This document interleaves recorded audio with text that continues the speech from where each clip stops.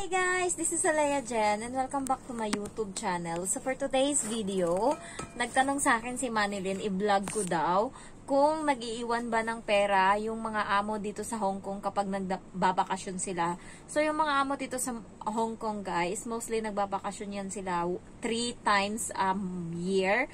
So yung amo ko is umalis yan siya. So ayun, Mag-Usara. So, Manilyn Mag-Usara. Mega love shout out.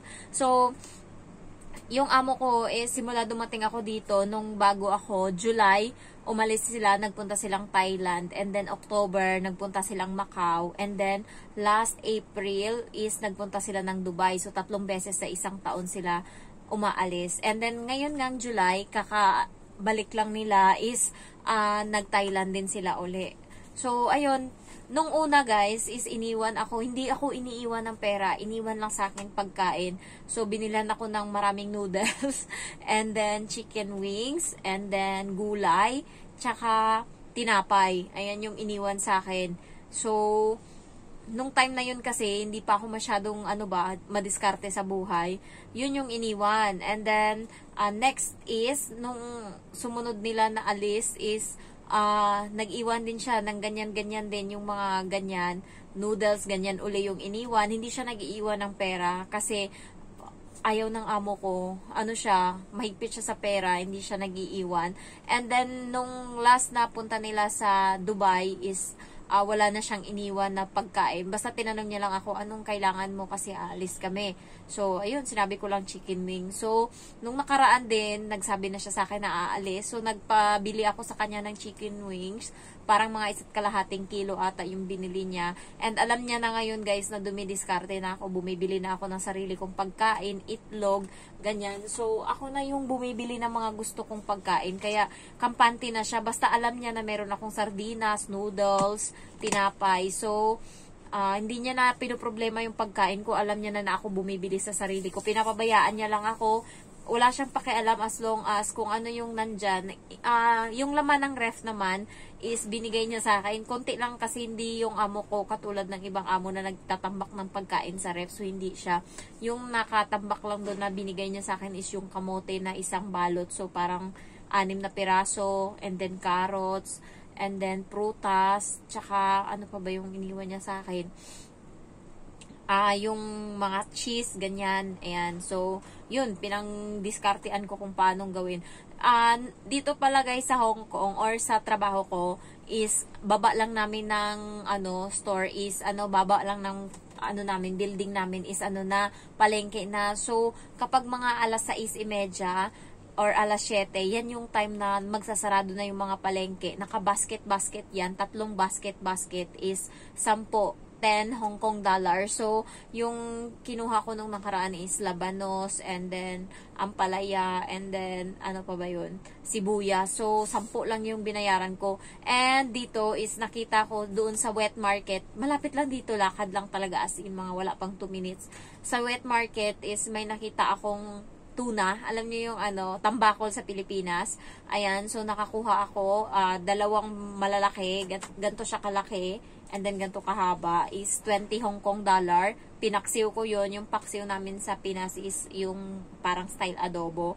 And ayun, nilagay ko sa ref. Pag gusto kong kumain ng isda, inaano ko siya, iniinit-init ko. And bumili din ako ng maliliit na isda, pinirito ko, tsaka ininit ko din.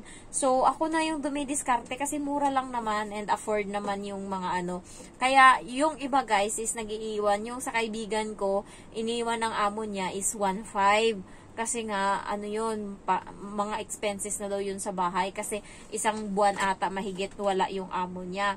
And then, yung iba is wala, hindi mahilig mag-iwan yung mga Chinese ng pera. Buti kong foreigner, nag-iiwan sila yung mga AFAM, yung mga puti, nag-iiwan sila sa mga katulong nila ng pera. Pero yung mga Chinese, hindi sila nag-iiwan. Mostly is pagkain, kahit yung parents ng amo ko, yung iniwan lang sa katulong niya, pagkain lang din.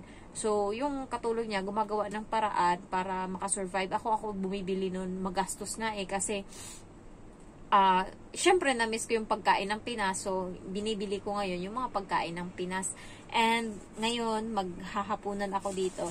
And meron akong gift na natanggap sa kaibigan ko. Yung isa is, nasuot ko na kanina, pink siya, yung suot ko sa Lamang Island. And ito is sa kaibigan ko. I-unbox, so hindi ko alam kasi binigyan niya akong cup. Ang cute naman. So, cup siya guys, yung binigay niya sa akin. And itong isa is, sabi niya damit daw to.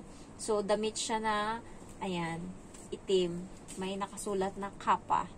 Ayan. So, binigay niya to sa akin. So, thank you so much. Ayan, birthday gift. So, ako yung may birthday, ako yung binigyan nila. Pero wala akong pumpakain sa kanila. Ayan. So, yung kaibigan ko na isa, binigyan niya din ako ng t-shirt. Ang ganda ng fit noon. Suot ko kanina nung Lamang Island. Pinalitan ko yung damit ko doon. Sinuot ko yung binigay niya. So, gusto ko sana mag-Ocean Park. Pero parang alanganin kasi nga yung bata is hindi pa siya pumapasok sa school. So, baka hindi ako makapag, tawag nito? Ocean Park. And kapag kapag hinindian ako, kapag sinabihan ako na hindi pwede, sumasama yung loob ko, baka ayoko lang na maranasan yun, kasi nga iba ako pag lahat ng gusto ko kailangan matupad, ganun yung ugali ko, kaya baka mahindian ako, ayoko na lang magpaalam, kasi alam ko yung magiging outcome pag hinindian ako, magagalit ako, and alam ko yung sarili ko na kapag nagalit ako, may desisyon akong nagagawa na minsan kailangan kong pagsisisihan. Katulad nung gusto kong bilan ako ng mama ko ng casing, ayaw niya kasi nga daw gastos. Ginawa ko, tinapon ko yung cellphone ko. Ayun, pagkahapon binilhan ako ng casing. Ganun ako kaya ayoko talagang magpaalam, baka hindi ako mapayagan and sumama yung loob ko kasi dito sa amo ko, kapag nagpapaalam naman ako, pumapayag siya, baka ito kasi hindi ako payagan and ayoko na magkaroon kami ng ng misunderstanding kasi talaga, malala yung ugali ko. Hindi na lang ako mag-Ocean Park. Eto guys, nabili ko pala siya sa Sasa. So, 19 Hong Kong dollar siya. Perfume. Ayan, mabango naman siya. Ayan, kung gusto niyo ng mga perfume na branded, dun kayo sa Sasa bumili. And also, yung mga amo dito, pag nagbabakasyon sila is, alam niyo yun, tag 10 days, 10 days. So, yung 10 days na yun, anong gagawin yung diskarte para may bago sa bahay, na pagdating nila, hindi kayo sisimangutan. Ang gawin nyo is, ngayong araw, punta kayo sa kusina, yun yung linisin nyo. Bago-baguhin nyo yung mga, doon, mga arrangement konti. Linisin nyo, tapos, lagyan nyo ng CIF yung mga tiles, kasi puputi yan. Yan yung ginagawa kong panlinis dito. Pero magsuot kayo ng gloves kasi matapang siya. Next is, yung sa mga kwarto nila, ayusin nyo yung mga damit-damitan nila doon, punasan nyo. Ayan, yung mga bintana. Yung bintana kasi namin may screen, yun pinupunasan ko yun, nagiging malinis tignan kasi marami siyang alikabok yung bintana nung bago ako dito. Pero nung ako na yung nandito, na yan, gamay ko na, linis ko na lahat. Pati yung mga balcony, nililinis ko yan. So, yun yung mga ginagawa ko dito kapag wala yung amo ko. And pinapabayaan naman ako mag-cellphone. Marami pa nga akong cellphone nun halos buong araw ako nagsi-cellphone, nagpapatugtog habang may ginagawa. As long as pagdating nila, ayan, tapos ko na yung trabaho ko. And nung time na yun guys, gumigising ako ng 8:30 na. Dati gumigising ako 6:30, pero nung time na yun is 8:30. Nakakatulog ako, kaya ngayon masakit na talaga yung ulo ko. Kasi nga, parang nakukulangan na ako sa tulog. Nasanay na ako na 7 hours yung tulog, tas biglang bumalik sa 5 hours. Mahirap na siyang So, ngayon, lasing-lasing na naman ako. Galing na naman ako kung saan nagiinom. So, nung pauwi na kami, tsaka ko ininom yung, yung alak. And, ayan, lasing-lasing. Hindi ako makapag-focus ng vlog kasi nga, para siyang, mabigat yung ulo ko na hindi mo maintindihan. And, shout out doon sa subscriber ko. Nagulat ako. Sumasayaw ako doon. And may biglang yumakap sa akin. Tapos hinalikan ako. Sabi niya, subscriber ko daw siya. Ayan, sabi niya sa lang kita pinapanood. Tapos ngayon, nandito nakita. Dito lang pala kita makikita. Sabi niya ganon. And then, hinalikan niya ako sa pisngit. Talagang natuwa siya. So, shout out. And then, sinabi niya doon sa mga kaibigan niya na yun nga. So, ang bilis niya akong nakita. Kasi kasi kakarating ko lang, and then pumunta ako agad doon sa gitna, sumayaw. Tapos biglang, nagulat ako, may lumapit na. Ayun, nagulat na. And kaninang umaga, minute ko din yung isang subscriber ko sa, sa Central. So, ayun, nagpicture kami. And, ayun, nakakatuwa lang na, pero guys, lang talaga ko, napakasimple ko, and na-shock siya, kasi akala niya ang tangkad-tangkad ko. Hindi po, 4'11 lang ako, so, matangkad pa yung subscriber ko sa akin, and napakasimple ko lang na tao. Maldita nga lang ako talaga tingnan sa personal, kasi siguro the way yung magtingin-tingin ako, yung kilay ko, basta maldita ako tignan sa personal, pero pagka mabait naman, maldita lang talaga. Yun talaga yung first impression sa akin ng mga tao. Nasanay na ako simula bata hanggang ngayon.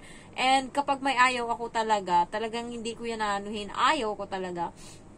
Ayan. So, ayun lang guys. Thank you for watching and I love you all. Bye-bye.